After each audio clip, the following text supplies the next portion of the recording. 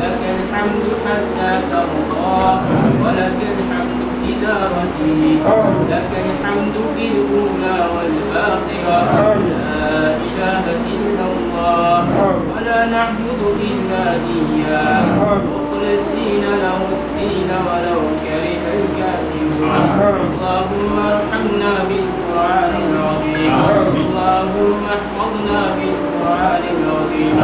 اللهم جملنا بالقرآن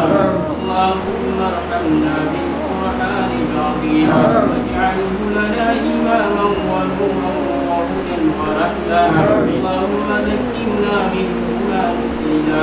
وعلمنا منه ما جهلنا